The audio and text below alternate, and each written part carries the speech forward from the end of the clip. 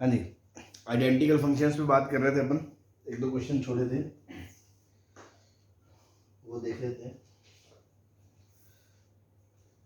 एक बताया मैंने सिग्नम एक्स और दूसरा फंक्शन था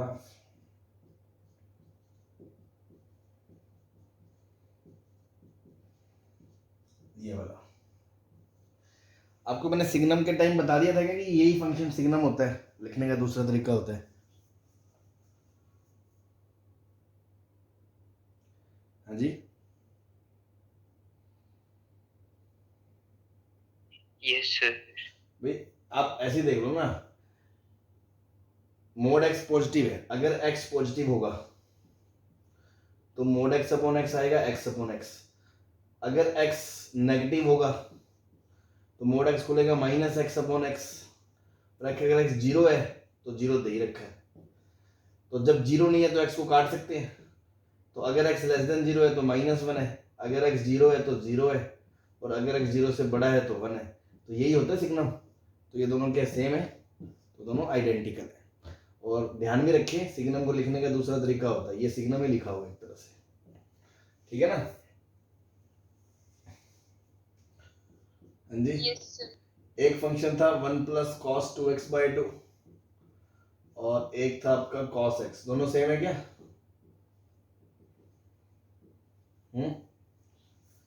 करके आए हो क्या? No sir. करके नहीं आए? Yes sir. सेम है सर सेम नहीं है। सेम नहीं है। One plus cos two theta होता है टू कॉस स्क्वायर थीटा, नीचे टू, ये टू से टू कट गया। रूट ऑफ एक्स स्क्वायर मैंने आपको बताया था क्या होता है, याद रखना है, मोड एक्स होता है। तो एफ एक्स क्या आया, मोड कॉस एक्स आया, और इधर जी एक्स क्या है, कॉस एक्स है। तो फर्क है ना, मोड कॉस एक्स का ग्राफ तो ऐसा होता है, नीचे का पार्ट ऊपर चला जाएगा, और जी एक्स ऐसा होता है। फर्क है ना। Yes sir. तो दोनों आइडेंटिकल नहीं है, ठीक है भाई। ऐसे था एक sine square x plus cos square x, और एक था sex square minus ten square x.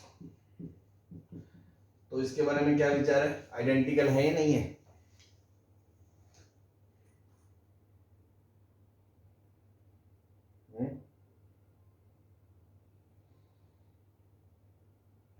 बोलो। नहीं है सर। क्यों, दोनों वन तो होते हैं, ये भी वन होता है, ये भी वन होता है। डोमेन डिफरेंट है सर। ये x बिलोंग्स टू r के लिए वन होता है, इसमें डिनोमिनेटर में cos आता है, तो ये होता है x belongs to r minus odd multiple of pi by two के लिए। तो अगर इसका ग्राफ बनाओगे तो ये तो y बराबर वन ऐसे बनेगा, और इसका ग्राफ बनाओगे तो पता है क्या होगा, पाई by to, three pi by to, minus pi by to पे डॉट छूटेगा, ठीक है ना, ऐसे बीच बीच में खड्डे आ जाएंगे इसमें। तो ये और ये अलग अलग होते हैं, ठीक है ना। Yes sir. अगला क्या था, साइन एक्स और वन बाय कॉस एक्स।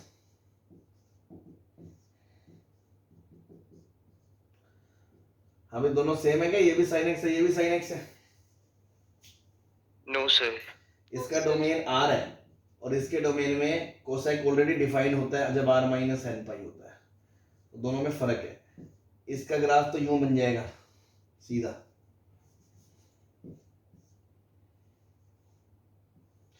लेकिन इसमें एन पाई मिसिंग होगा, तो zero pi, two pi, three pi, ये सारे पॉइंट्स मिसिंग हो गए, तो सेम नहीं है, इसलिए नॉट आइडेंटिकल, ठीक है। तो आई होप मतलब ये चीज़ तो क्लियर है। अल्टीमेटली हमने डोमेन रेंज ये सब देखना था, ग्राफ वगैरह, वो हमने इतने दिनों में यही सीखा है, तो इस टॉपिक में कुछ नया तो है नहीं। चले आगे। Yes sir. चलो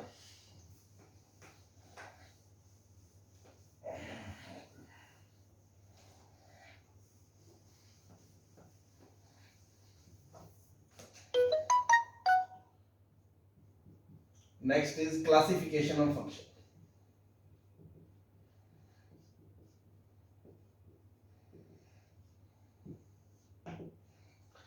ठीक है ना, फंक्शंस के कुछ क्लासिफिकेशन है, मतलब कैटेगरी वाइज उनको डिवाइड किया गया। जैसे एक क्लासिफिकेशन होता है कि फंक्शन ऑन टू है या फंक्शन इन टू है। ऐसी एक क्लासिफिकेशन होता है कि फंक्शन वन वन है या मैनी वन है। एक क्लासिफिकेशन होता है कि फंक्शन इवन है या ओड है या नाइदर इवन नॉर ओड है।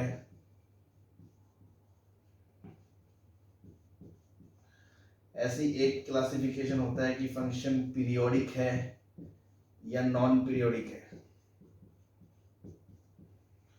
ठीक है ना, तो ऐसे अलग अलग क्लासिफिकेशंस हैं, इनके थ्रू कई सारी चीजें हम सीखेंगे। तो वन बाय वन एक एक करके हम पढ़ेंगे। तो 4 टाइप ऑफ क्लासिफिकेशन हमें पढ़ने हैं। तो मतलब अब फंक्शंस पढ़ लिए, फंक्शन के बारे में सारी जानकारी ले ली, अब आगे उनकी कुछ कैटेगरीज हैं। तो आज अपन ऑन टू इन टू पढ़ लेते हैं ना, बाकी की चीजें फिर वन बाय वन पढ़ेंगे। तो हेडिंग डाल लें onto and into functions. इसको नोट कर लिया तो मिटा दें।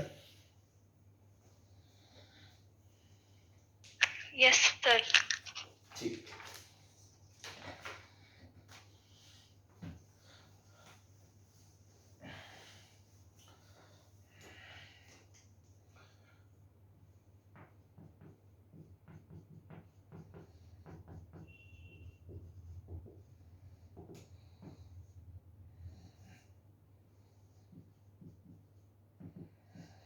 कोई फंक्शन ऑन टू कब कहलाता है?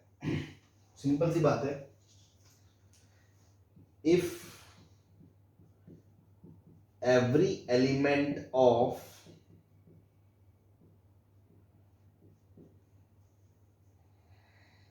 codomain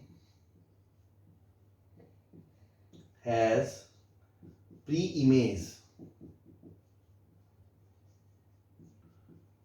then it is called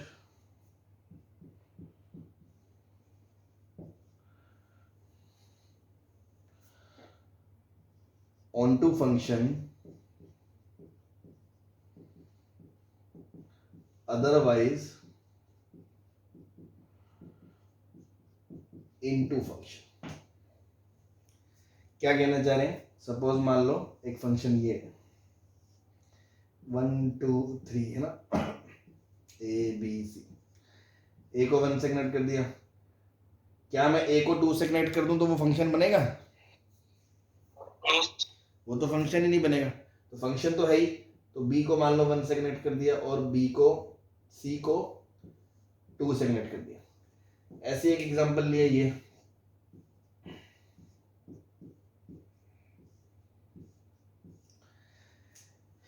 इसमें 1 की एक प्री इमेज है ए, 1 की 2 प्री इमेज है ए और बी। तो प्री इमेज तो हो ही सकती है, मैंने याद आया शुरू में, इधर से इधर जाने पे एक से 2 तीर नहीं लगने चाहिए, सबकी हो एक ही हो वाला फॉलो होना चाहिए। इधर से एक के कई सारे प्री वो इमेजेस हो सकते हैं, तो फंक्शन की वजह से तो कोई दिक्कत नहीं है। अगर हम प्री इमेज की बात करें तो इस एलिमेंट की प्री इमेज है, इस एलिमेंट की भी प्री इमेज है, बट क्या 3 की कोई प्री इमेज है? No sir. और अगर इसमें बात करें तो हर एलिमेंट की कोडोमेन के अंदर प्री इमेज है। यस। तो हर एलिमेंट में कोडोमेन की प्री इमेज है तो वो फंक्शन ऑन टू है। और अगर एक भी एलिमेंट ऐसा बच गया जिसकी प्री इमेज नहीं है तो वो फंक्शन क्या है? इनटू है। तो सिंपल लैंग्वेज में हम ये बोल सकते हैं, इसकी रेंज क्या है? रेंज 1, 2 और कोडोमेन क्या है? 1, 2, 3। इसकी रेंज क्या है? 1, 2, 3 और इसकी कोडोमेन क्या है? 1, 2, 3। अगर किसी फंक्शन की रेंज उसके कोडोमेन के बराबर आ जाए तो वो फंक्शन क्या होता है? ऑन टू होता है, अदरवाइज वो क्या होता है? इनटू होता है। सिंपल सी बात है, और कुछ भी आपको नहीं करना। तो रेंज निकालनी हमें आती है, अब तक हमने यही सीखा है। तो कोई भी फंक्शन बताना है ऑन टू इनटू है तो हमें करना क्या है? रेंज निकालनी है और उसके कोडोमेन से कंपेयर करना है, इतनी सी बात है।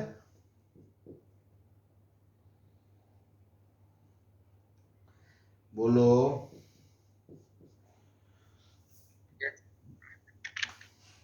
खत्म, टॉपिक तो खत्म।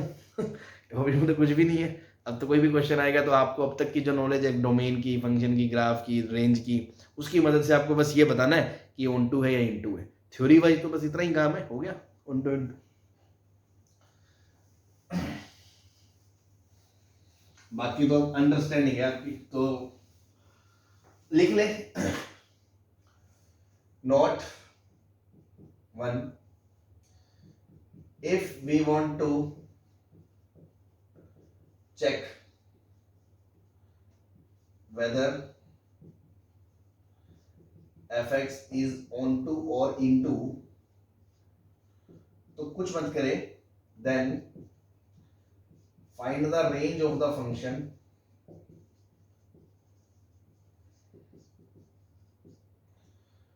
and compare it with codomain। तो तीन ही चीजें हो सकती हैं, या तो रेंज क्या होगी, बराबर होगी कोडोमेन के, या जो रेंज है वो कोडोमेन से छोटी होगी, सबसेट होगी, या जो रेंज है वो कोडोमेन का सुपरसेट होगी। तो अगर रेंज और कोडोमेन बराबर है तो फंक्शन क्या होगा, ऑन टू होगा। और अगर रेंज कोडोमेन के बराबर नहीं है, उसका सबसेट है, तो फंक्शन क्या होगा, इनटू होगा। और अगर बाई चांस ऐसा हो गया किसी फंक्शन में रेंज बड़ी आ गई कोडोमेन से, तो क्या होगा, वो फंक्शन ही नहीं होगा। वो फंक्शन ही नहीं होगा, बिकॉज फंक्शन में रेंज हमेशा कोडोमेन से बराबर या छोटी ही आती है। तो ऐसा तो हो ही नहीं सकता है, तो मतलब वो फंक्शन ही नहीं है। सिंपल सी बात है। तो रेंज पे तो हमने 5 दिन लगाए हैं, 4 दिन, इतने कुछ करे, तो रेंज तो आप निकाल ही सकते हो किसी भी चीज की, ठीक है। बट कभी कभी कुछ स्मार्ट चीजें भी काम आ जाती हैं, स्मार्टनेस, है ना, स्मार्टनेस।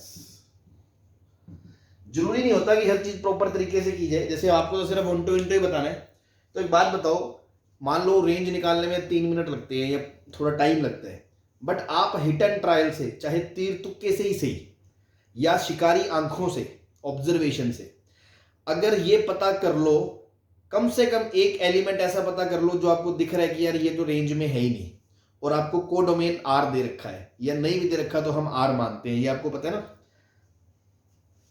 ऐसा करो, ये नोट 3 बना लो, नोट 2 ये लिख लो, if codomain is not given,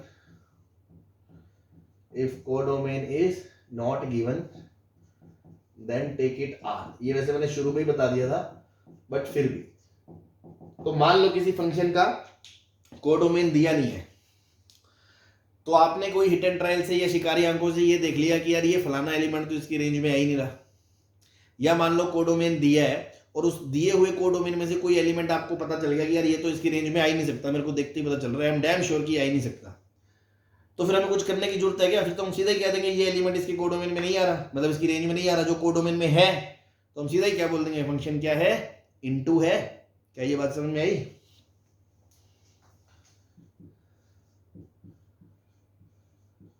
Yes, sir.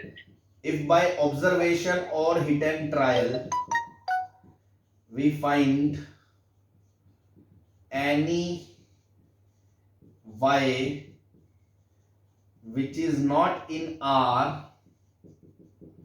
which is not in range but in codomain, then directly we can say function is into, function is into. हमें चेक करने की कोई जरूरत ही नहीं है, ऑब्जेक्टिव के हिसाब से तो हम तुरंत उसको खेल सकते हैं। कैसे? एक छोटा सा एग्जांपल देखें। सपोज y बराबर x square plus x minus 1, x square plus x plus 1 upon x square minus x plus 1, ठीक है, सही है। अब ये देखो, क्वाड्रेटिक अपॉन क्वाड्रेटिक है, क्वाड्रेटिक अपॉन क्वाड्रेटिक की रेंज निकालना थोड़ा सा टफ काम, मतलब थोड़ा लेंदी काम होता है। क्रॉस मल्टीप्लाई करना, डी ग्रेटर देन 0 करना, लीडिंग कोफिशिएंट के केस को अलग से चेक करना, ये सब करते हैं अपन। Yes, sir. लेकिन इसका मैं एग्जांपल बता रहा हूँ, देखो मुझे कुछ नहीं करूंगा, मैं देखते ही बता दूंगा। पहले तो डोमेन लिखे, डोमेन इसका आर है क्योंकि डिनोमिनेटर वाली क्वांटिटी का डी लेस देन 0 है।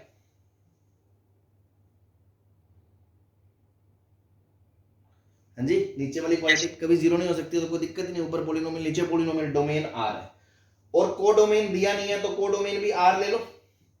अब अगर इसकी रेंज आर आती है तब तो ये ऑन टू है, अदरवाइज इनटू है।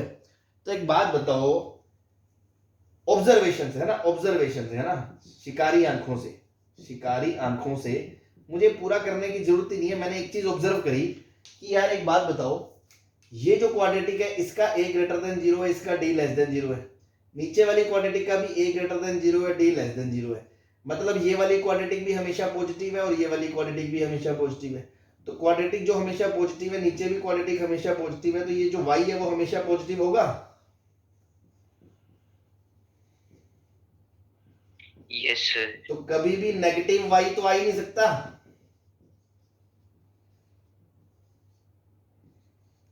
बट कोडोमेन क्या है, r, इसलिए फंक्शन क्या हो गया, इनटू। तो क्या मैंने पूरी रेंज निकाली क्या?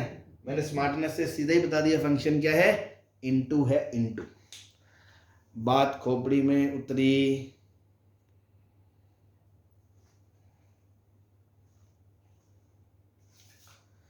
बोलो भाई। Yes sir, yes.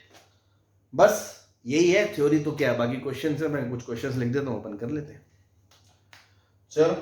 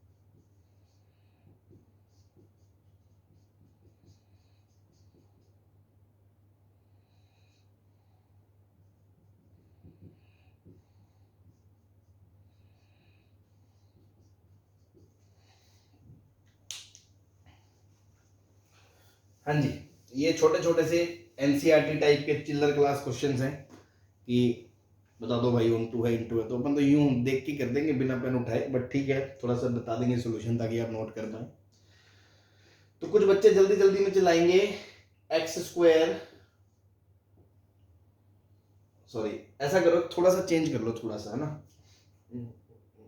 यहां आर प्लस कर लो, ठीक है। तो कुछ बच्चे जल्दी जल्दी में चिल्लाएंगे कि सर एफ एक्स बराबर एक्स स्क्वायर का फंक्शन तो ये है, इसकी रेंज तो 0 से इन्फिनिटी है, तो 0 से इन्फिनिटी है, तो इसकी रेंज आर नहीं है, इसलिए ये इनटू है। बट ऐसा नहीं होता, आपको क्वेश्चन में अगर डोमेन कोडोमेन दिया है तो आपको उसके हिसाब से चलना पड़ेगा ना, आप अपनी मर्जी से आर नहीं लेंगे। तो इस क्वेश्चन की बात करें, इस क्वेश्चन के अकॉर्डिंग आपका जो एक्स स्क्वायर वाला ग्राफ है वो हमेशा नहीं है, वो सिर्फ और सिर्फ कब है, आर प्लस। डोमेन आपका क्या है, आर प्लस। आर प्लस मतलब 0 भी काउंट नहीं होगा, पता है ना।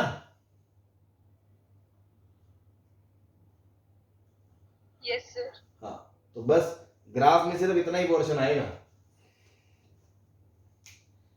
ये वाला ब्लू वाला, ये लिखा है आपका फंक्शन। अब ये आपका ग्राफ बन गया। अब इस ग्राफ के अकॉर्डिंग आपकी रेंज क्या है, range of the function open 0 से इन्फिनिटी है, जो r प्लस होती है, और यही आपका कोडोमेन दे रखा है।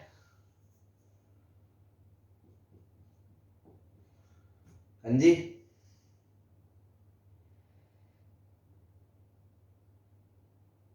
बोलो।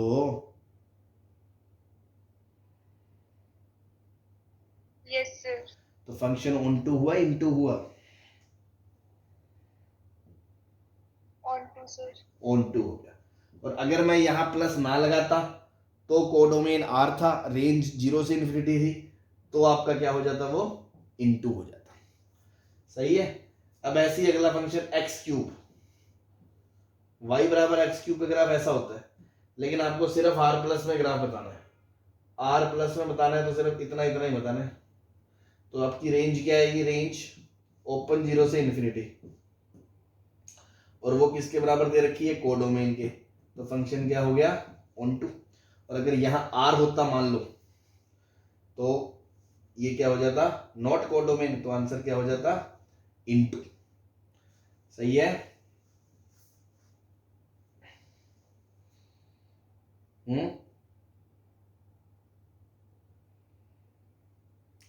क्या हो गया, आवाज Yes, sir. आ नहीं रही कि सो रहे हो, क्या चक्कर है? चलो नेक्स्ट, इसकी रेंज बतानी है। अब एक बात बताओ, ये सिंगल वेरिएबल तो है नहीं, ठीक है, वहां भी नहीं लिख सकते। फिर इसका हमें ग्राफ भी नहीं आता, ग्राफ हमें x प्लस 1/x का आता है, x माइनस 1/x का नहीं आता। कंपोजिट भी नहीं दिख रहा, और सब्सटीट्यूशन करोगे तो भी t माइनस 1/t आएगा, उससे कोई फर्क नहीं पड़ेगा। मतलब तो सिंपल सी वही सब्सटीट्यूशन, x को t थोड़ी लिख देंगे हम। तो आपको समझ में आना चाहिए, क्या मैं मोनोटोनिक मेथड यूज कर सकता हूँ, डिफरेंशिएशन मेथड?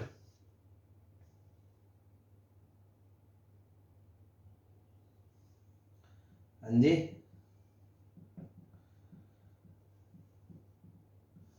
अरे भाई Yes, sir. आप लोगों तक आवाज नहीं आ रही या सो रहे हो, मतलब चक्कर क्या है, रिस्पॉन्स नहीं दे रहे हो?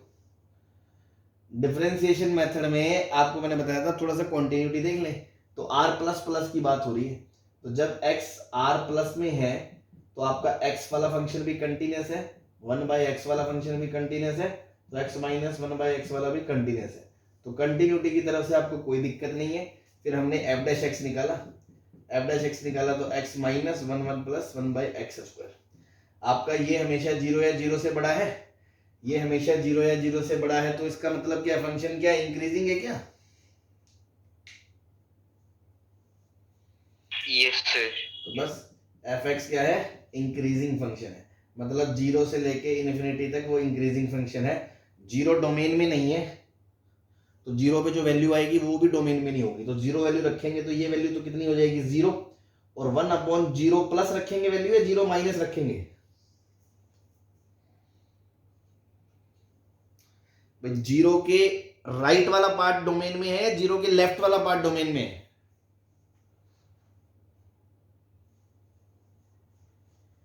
हाँ जी, Right. राइट। तो 0 के राइट में 0 प्लस आता है, 0.0000001 वाला पार्ट, अगर वो मैं रखता हूं तो 1/x तो क्या हो जाएगा, इन्फिनिटी हो जाएगा। तो माइनस 1/x क्या हो जाएगा, इन्फिनिटी हो जाएगा। तो x माइनस 1/x क्या हो जाएगा, माइनस इन्फिनिटी हो जाएगा। तो 0 पे वैल्यू कितनी आएगी भैया, माइनस इन्फिनिटी।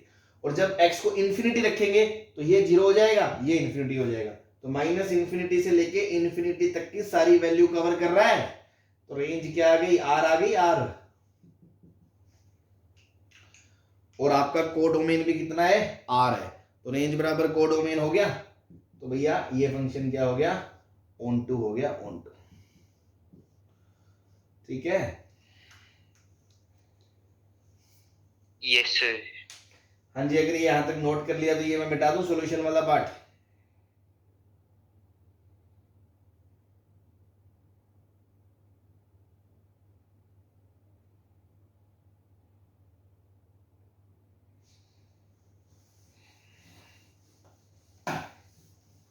क्या हो गया, बोल क्यों नहीं रहे, आवाज आ रही है क्या आप तक? ये समझ नहीं आ रहा तो पूछ सकते हो।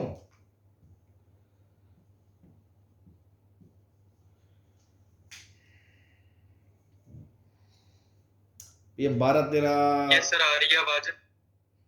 तो यार सुनो की तरह क्यों बैठे हो, जवाब दो ना यार। अगला फंक्शन है ये y बराबर x प्लस वन, एक स्ट्रेट लाइन होती है ऐसी, और आपको सिर्फ जीरो प्लस देखना है, तो जीरो प्लस में बस इतना ही पार्ट आएगा, ये वाला पार्ट, और जीरो पे वैल्यू कितनी है 1 है, तो आपकी जो रेंज है वो ओपन 1 से इन्फिनिटी है, पर कोडोमेन कितना है r है, तो ये फंक्शन क्या हो गया इनटू हो गया। ठीक है जी, इसकी बात कर लें, 0 से पाई में साइन x,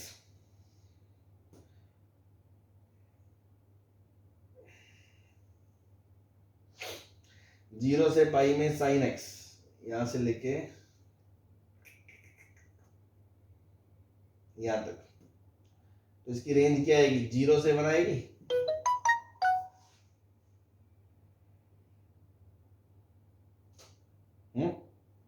यस सर। ऐसा करो ये पाई की जगह 2 पाई कर लो, 2 पाई चेंज कर लो थोड़ा, तो 0 से 2 पाई में इसकी रेंज क्या आएगी, -1 से 1 आएगी, और कोडोमेन भी -1 से 1 है, तो ये फंक्शन क्या हो गया ऑन टू हो गया। Yes sir. तो अगले एग्जांपल में क्या होगा, अगले एग्जांपल में आपकी रेंज क्या आएगी, -1 से 1 आएगी, लेकिन कोडोमेन कितना दे रखा है ओपन -1 से 1, तो फंक्शन क्या हो जाएगा इनटू,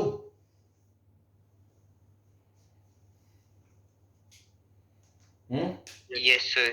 यस सर, बस नशे में बैठे हुए, यस सर। अबे कोडोमेन बड़ा छोटा है रेंज से, रेंज बड़ी होती है कि कभी कोडोमेन से, नहीं होगा। तो नॉट नहीं होगा पॉसिबल, ये फंक्शन ही नहीं है, ऑन टू इनटू तो बात की बात है, नॉट अ फंक्शन। ठीक है, नेक्स्ट आर से R, modulus of x plus x, mod देखते ही आपको पता है खोलना है, मोड का क्रिटिकल पॉइंट है 0, तो अगर x 0 से बड़ा है तो ये x प्लस एक्स कितना हो जाएगा 2x, और अगर x 0 से छोटा है तो -x प्लस एक्स कितना हो जाएगा 0, तो इस फंक्शन को पीस वाइज डिफाइन करके ऐसे लिख सकते हैं।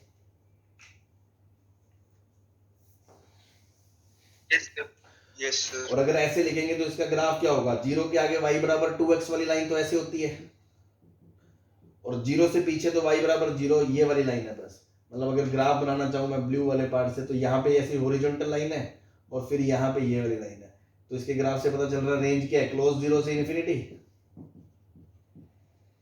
लेकिन कोडोमेन कितना दे रखा है r, तो फंक्शन क्या हो गया into,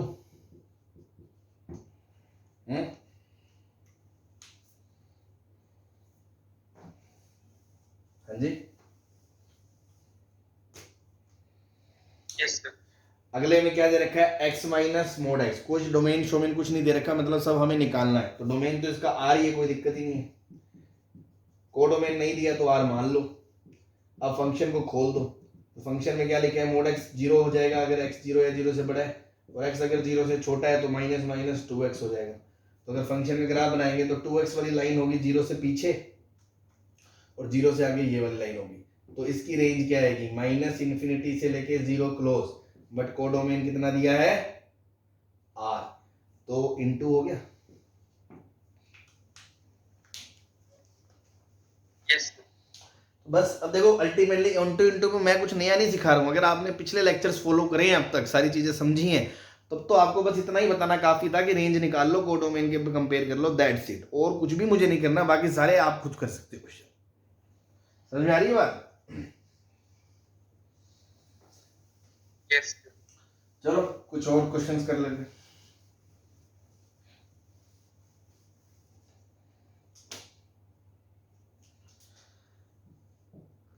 function is given, real से लेके एक सेट है S, fx is given as sin x minus √3 cos x plus 1, if fx is onto, then find set S।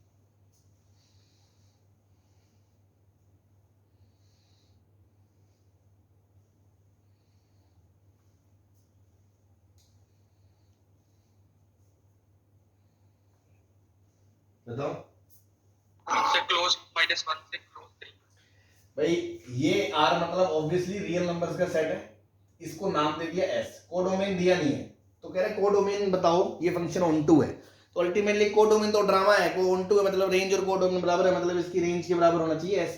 तो आपको पता है इसकी रेंज क्या है, -√a² + b², 1 + 3 से लेके √a² + b², 1 + 3 तक, मतलब -2 से लेके 2 तक, और उसमें आपने 1 ऐड कर दिया, तो फाइनल रेंज क्या आ गई, -1 से लेके 3 का आ जाएगी।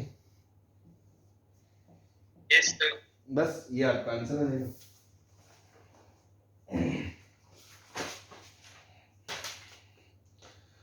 क्वेश्चन दे रखा है -∞ से -1, ओपन 0 से e⁵ open, y is given as e⁻x³ - 3x + 2, find y is onto or into।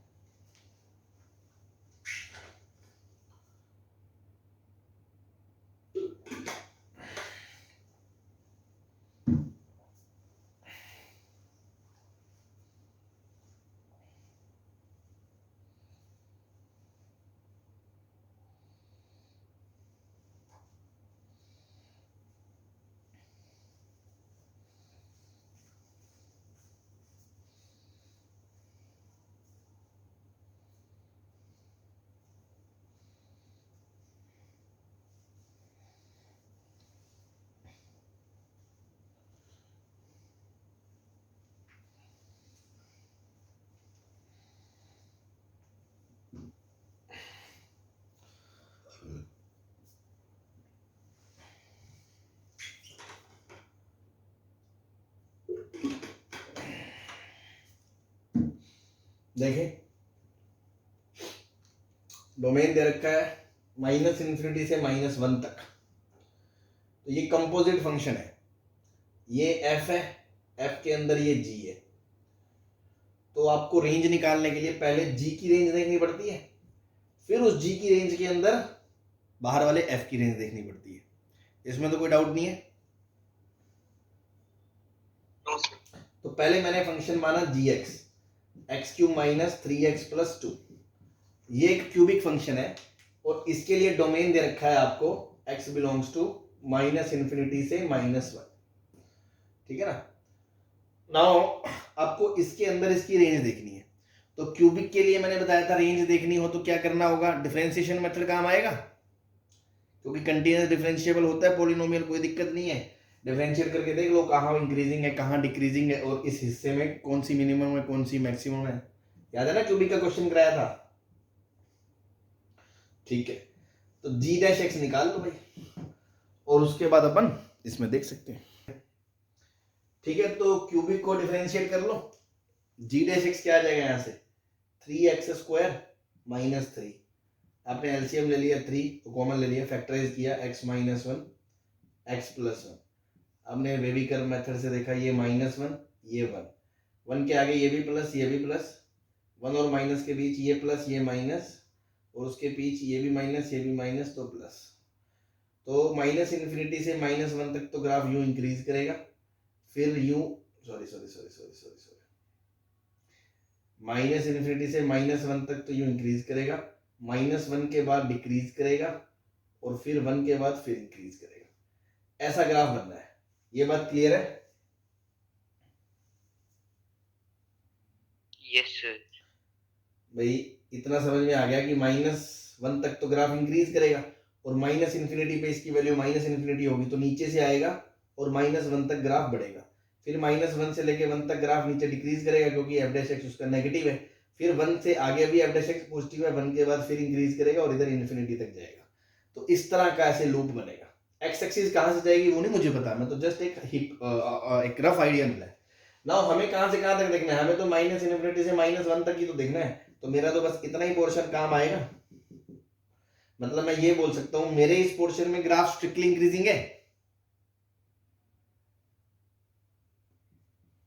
Yes sir तो यहाँ पे तो g की मिनिमम वैल्यू आएगी और यहाँ पे g की मैक्सिमम वैल्यू आएगी। तो g की मैक्सिमम वैल्यू कब आएगी? जब इसके अंदर -1 रखेंगे। तो -1 रख दिया, -1 का क्यूब प्लस 3 प्लस 2, तो 3 प्लस 2 5 -1 कितना हो गया? 4 हो गया। और minimum value x minus infinity पे कितनी आएगी? -इन्फिनिटी। तो g की रेंज कहां से कहां तक हो गई? -इन्फिनिटी से लेके 4 क्लोज तक हो गई, क्योंकि -1 पे क्लोज था तो यहाँ पे भी क्लोज आएगा। तो g की वैल्यू -इन्फिनिटी से 4 तक हो गई। Yes, sir. अब देखो e का ग्राफ क्या होता है? y बराबर e का x का ग्राफ, ये y बराबर e x का ग्राफ है।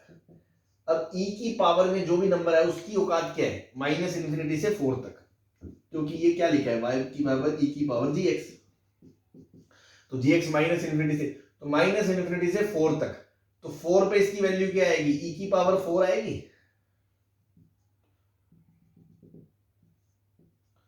और -इन्फिनिटी पे वैल्यू क्या आएगी? 0। तो इतना ग्राफ कवर होगा तो आप ये बोल सकते हो e की पावर gx की जो रेंज है वो कहां से कहां तक होगी? ओपन 0 से लेके e की पावर 4 तक होगी। 4 पे क्लोज आएगा। हाँ जी, Yes, sir.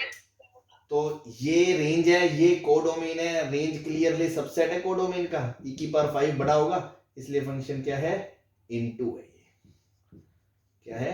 इनटू। ठीक है। Yes, sir. चलो ये वाला मिटा दे।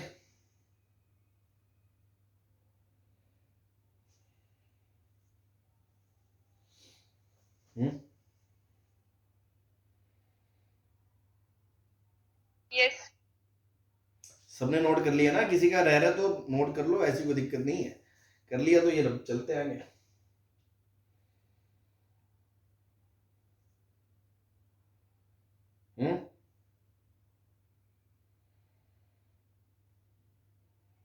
Yes, sir. मिटा दो।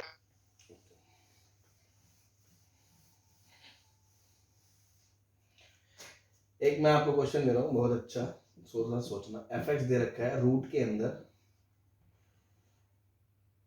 x² plus ax plus 1,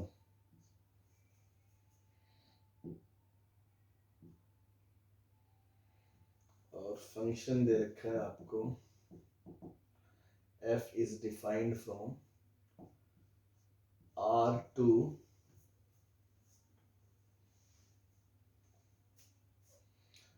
close 0 से इंफिनिटी। ठीक है। Find value of a so that fx is onto।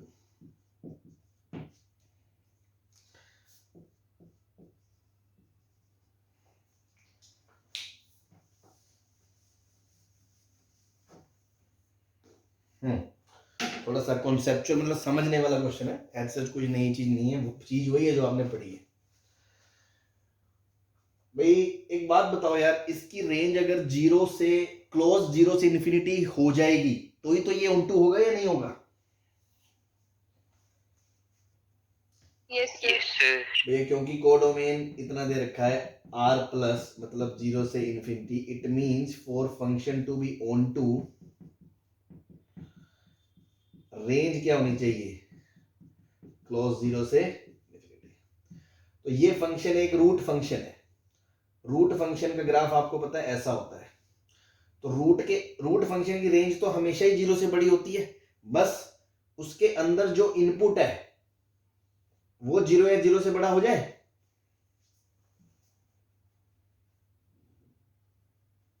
बोलो। Yes, sir.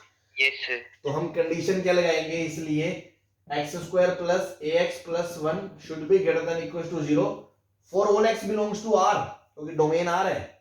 For all x belongs to r। क्या ये बात समझ में आई? आप कहोगे ये चीज हमेशा 0 या 0 से बड़ी हो जाए हर x के लिए, इस इनइक्वालिटी का जो सॉल्यूशन है वो आपका आंसर आ जाएगा। आप ऐसे ही सोचोगे? Yes, sir. अब ये एक क्वाड्रेटिक इनइक्वालिटी है। क्वाड्रेटिक इनइक्वालिटी आप चाहते हो हमेशा हर एक्स के लिए जीरो या जीरो से बड़ी हो जाए।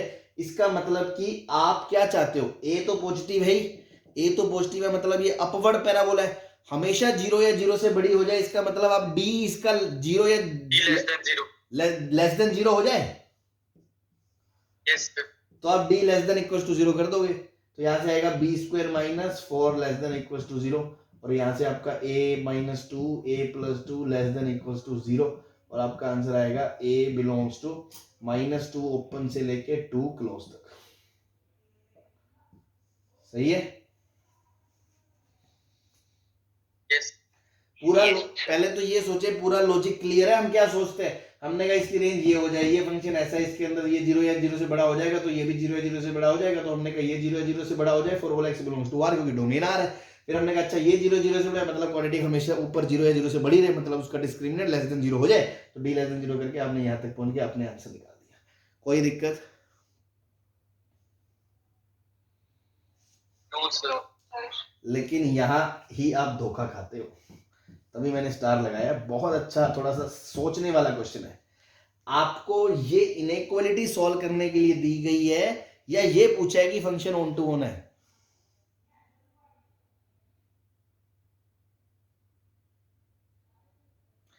भैया अगर इस इनइक्वालिटी का मैं आपसे सॉल्यूशन पूछूं तो सही बात है, होगा ये, नो डाउट। इस ये दो कंडीशन से आंसर यही आएगा क्वाड्रेटिक के हिसाब से, बट आप समझ नहीं रहे हो। आप ध्यान दो, इसके अंदर दो केस काउंट है। इसके अंदर ये वाली क्वाड्रेटिक भी अलाउड है, और इसके अंदर ये वाली क्वाड्रेटिक भी अलाउड है। क्या ये बात समझ रहे हो आप? Yes. अगर ये वाली क्वाड्रेटिक होगी जिसमें डी लेस देन जीरो होगा, उस केस में उसकी रेंज, ये कोई मिनिमम पॉइंट होगा, मान लो अल्फा, तो उसकी रेंज अल्फा से इंफिनिटी होगी।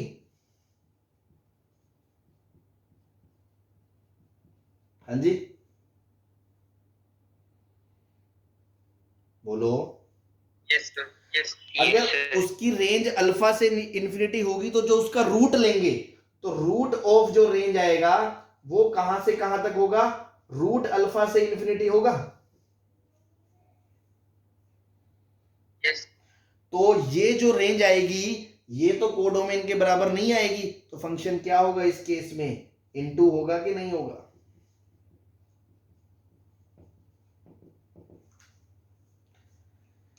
समझे भैया? अगर आपने क्वाड्रेटिक एक्स एक्सिस से ऊपर उठा दी, मतलब उसकी मिनिमम वैल्यू जीरो तो कभी नहीं आएगी, उसमें जीरो कभी नहीं आएगा, तो रूट में जीरो कभी नहीं आएगा, तो रेंज में जीरो कभी नहीं आएगा, रेंज में जीरो कभी नहीं आएगा, कोडोमेन में जीरो है, इसका मतलब वो कभी ऑन टू हो ही नहीं सकता।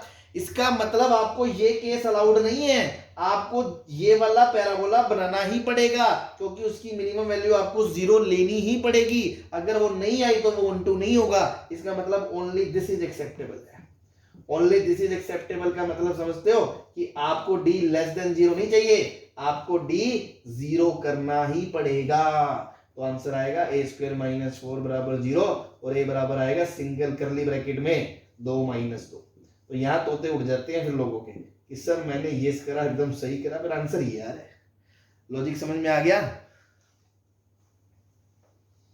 Yes, sir. Yes, sir. ध्यान रखें तो सारी चीजें समझते हो। ऐसी चीजें ये जो एडिशनल सीखने वाली है, ये हमने सब सोचा, लेकिन आप थोड़ा डेप्थ में सोचो। इस केस में जीरो नहीं आएगा, जीरो नहीं आएगा तो वो कोडोमेन में है, रेंज में नहीं आएगा, तो इनटू कैसे, ऑनटू कैसे हो जाएगा? इसलिए आप D less than equal to zero मुंह फाड़ के मत चलते रहे, थोड़ा सोच के चलते रहे, ठीक है ना? धीरे धीरे चीजें और अच्छी होंगी, नो डाउट। अच्छा क्वेश्चन था, ध्यान रखें। चले आगे। Yes, sir. ठीक,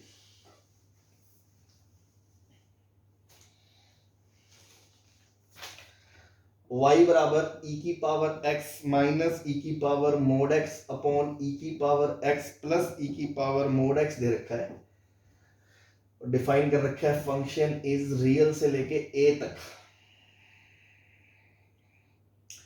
find a if y is onto. Again कुछ नहीं करना आपको, तो रेंज निकालनी है, रेंज निकाल के बता दो इसकी क्या है, वही कोडोमेन हो जाएगा।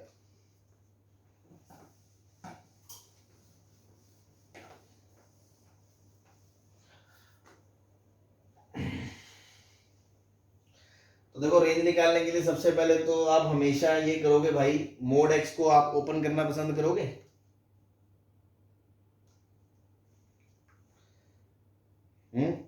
डोमेन तो आर है ना, इसको कोई दिक्कत नहीं है, इसको कोई दिक्कत नहीं है, डिनोमिनेटर कभी जीरो हो ही नहीं सकता।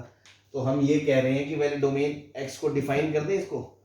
तो अगर एक्स पॉजिटिव हुआ, जीरो या जीरो से बड़ा, तो ये ई की पावर एक्स होगा, और ई की पावर एक्स ई की पावर एक्स कट जाएगा, तो वाई का आएगा जीरो। और अगर एक्स नेगेटिव हुआ तो ई की पावर एक्स माइनस आएगा ई की पावर माइनस एक्स, और नीचे आएगा ई की पावर एक्स प्लस ई की पावर माइनस एक्स। क्या ये बात समझ में आ गई? Yes. अब आपको Yes, तो sir. क्या करना है, इसकी रेंज निकालनी है, y बराबर दिस, लेकिन कंस्ट्रेंट क्या है, x जीरो से छोटा होना चाहिए। रेस्ट्रिक्टेड डोमेन वाला क्वेश्चन आ गया। तो आप तो अलग से देखो, e की पावर x माइनस e की power x minus x upon e की पावर x करने को देखो डिफरेंशिएशन मेथड से भी कर सकते हो, बट उससे भी सिंपल मेथड मुझे दिख रहा है। क्या आप इसमें नीचे का थोबड़ा ऊपर बना दें, ऊपर, yes. ये चीज ऐड कर दो ऊपर, और यही चीज घटा दो, तो माइनस 2 टाइम ई की पावर माइनस एक्स और ई की पावर एक्स प्लस ई की पावर माइनस एक्स। दुकानें अलग अलग करते ही आपका काम हो जाएगा क्या, एक तरफ तो y बन गया 1 और इधर आ गया 2 टाइम ई की पावर माइनस एक्स अपॉन ई की पावर एक्स प्लस ई की पावर माइनस एक्स। अब अगर मैं ऊपर नीचे ई की पावर एक्स से मल्टीप्लाई कर दूं, तो ध्यान दो y क्या बन जाएगा, 1 माइनस 2 टाइम्स ई की पावर 2x प्लस 1 बन जाएगा। सिंगल वेरिएबल की जगह रख सकते हो रेंज, मेथड 1। तो x कहां से कहां तक है, जीरो से छोटा, तो e की पावर 2x का ग्राफ ये होता है, e की पावर 2x का ग्राफ ये है, और x जीरो से छोटा है, तो जीरो से छोटा है और जीरो पे इक्वलिटी भी नहीं है, तो क्योंकि x अगर जीरो से छोटा है तो e की पावर 2x जो है वो जीरो से लेके 1 ओपन तक है।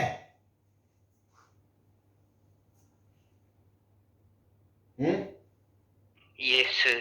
तो e की पावर 2x प्लस 1 से लेके 2 तक है, फिर उसका रेसिप्रोकल, तो 1 अपॉन 1 प्लस e की पावर 2x हाफ से लेके 1 तक है, फिर उसमें हमने -2 से मल्टीप्लाई कर दिया, तो -2 अपॉन e की power 2x plus 1, sign change हो जाएगा, -2 से लेके -1 तक है, फिर उसमें जब 1 जोड़ दिया तो 0 से लेके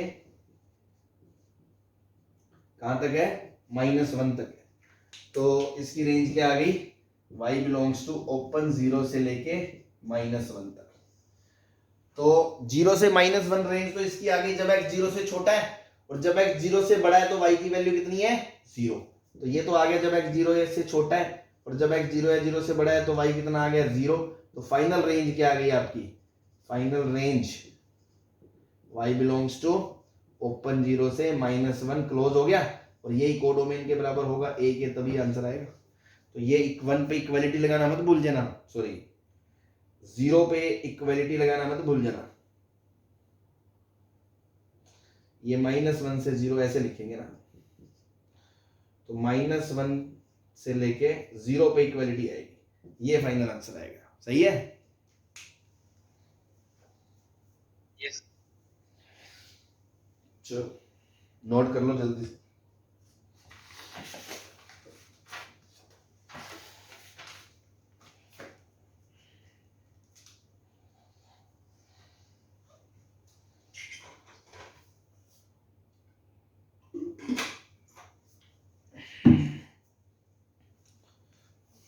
तो आपको समझ में आ रहा होगा पहले ही टॉपिक से फंक्शन की फाउंडेशन कितनी इंपॉर्टेंट है, डोमेन, रेंज, ग्राफ। ऐसे ही नहीं मैंने उसको 16 दिन दिए, इतना दिया नहीं जाता है, लोग पता नहीं अजीब तरीके से पढ़ते हैं, लेकिन अब अगर आपने वो चीज़ें फॉलो करी है ना, मैं गारंटी दे सकता हूँ आपको, आगे कैलकुलस में आप अगर ऐसे ही फॉलो करते रहे आपको कहीं कोई परेशानी नहीं आएगी। चले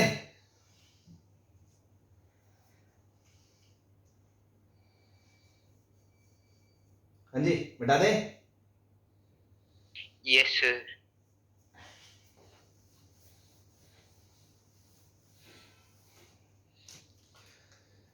एक फंक्शन दे रखा है f a से लेके b तक, और number of element in set A दे रखे n1, number of element in set B दे रखे n2, मतलब डिस्क्रीट सेट है ना, गिन सकते हैं एलिमेंट।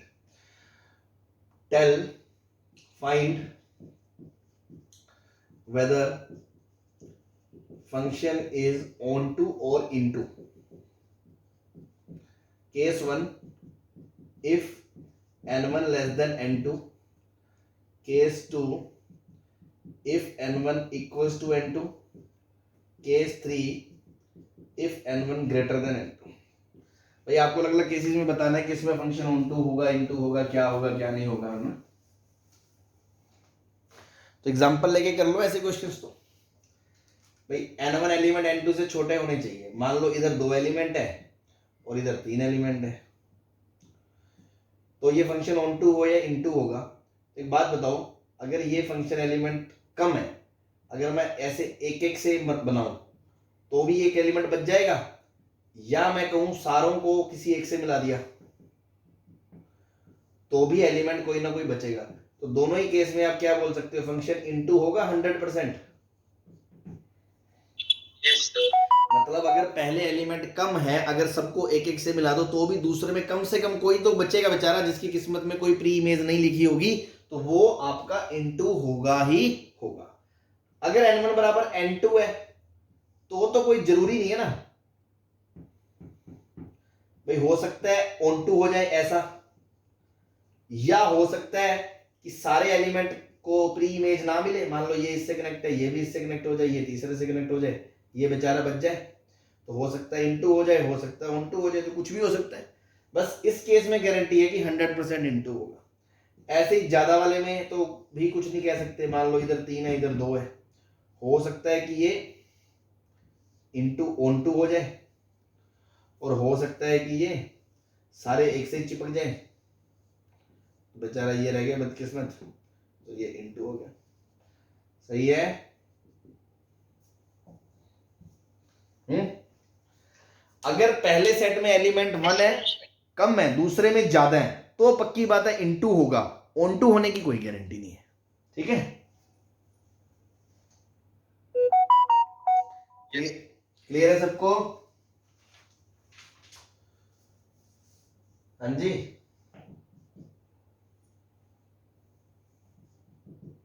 Yes, sir. चलो last question of the day. ये दे रखा है आपको अल्फा से इंफिनिटी, 4 से इंफिनिटी, एफ एक्स दे रखा है आपको x square minus 6x plus 5।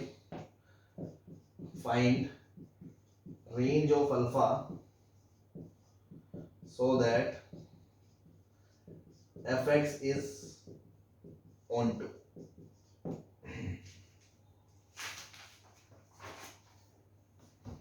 हाँ जी,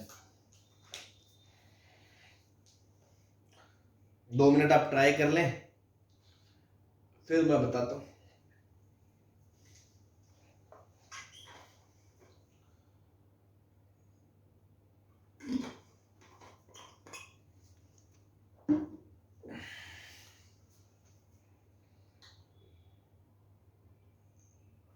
भाई ये तो एक क्वाड्रेटिक है, क्वाड्रेटिक का ग्राफ तो बनाना आता है ना। सबसे पहले क्या देखते हैं, ए अपवर्ड पैराबोला, ठीक है। फिर देखेंगे डी डिस्क्रिमिनेंट, 36 माइनस 4 इंटू 5, ए पॉजिटिव है, डी भी पॉजिटिव है। डी कितना है, 36 माइनस 20 16 है।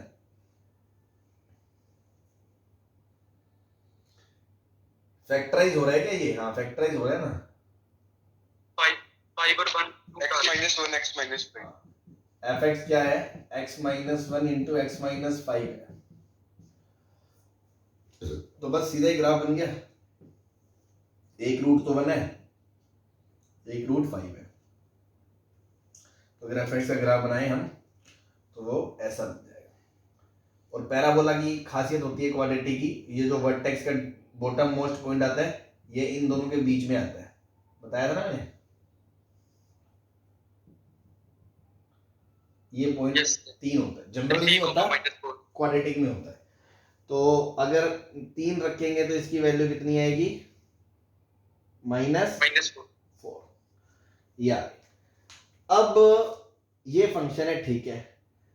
अब इसमें क्या है, कोडोमेन तो दे दिया 4 से इन्फिनिटी, तो रेंज भी 4 से इन्फिनिटी होनी चाहिए, लेकिन डोमेन वेरिएबल है भाई। अल्फा अगर यहां से लगाओगे, मान लो अल्फा मैंने 1 ले लिया तो डोमेन 1 से इन्फिनिटी होगा, 3 ले लिया तो 3 से इन्फिनिटी होगा, 5 ले लिया तो 5 से इन्फिनिटी होगा, तो डोमेन वेरी कर रहा है ना। तो पहले तो अब ये देखो कि ये वैल्यू 4 कब लेगा, क्यों, क्योंकि भाई रेंज की मिनिमम वैल्यू तो 4 शुरू हुई है ना, उसके ऊपर ऊपर का ग्राफ आना चाहिए ना रेंज में, तभी तो ऑन टू होगा। Yes. तो पहले आप ये चेक करो। सर आ गया। हाँ बोलो। सर माइनस इन्फिनिटी से 3 प्लस 3 माइनस 2 रूट 2 से यूनियन है 3 प्लस 2 रूट 2 से इन्फिनिटी। सारा गलत है, दोबारा देखो, उसमें कॉमन सेंस यूज करो, ऑन टू पे फोकस करो। जिन लोगों को नहीं पता अभी बाकी देखे ना, मैंने ये चेक करा कि ये 4 कब है, तो x square minus 6x plus 1 बराबर 0, यहां से x निकाला, b square minus b plus minus b square 36 minus 4 upon 2, तो ये आ गया 3 प्लस माइनस 36 माइनस 4 कितना हो गया 32, 32 को लिखा 16 इंटू 2 4 रूट 2, 4 से नीचे 2 कट गया तो 3 रूट 2 रूट 2 आ गया।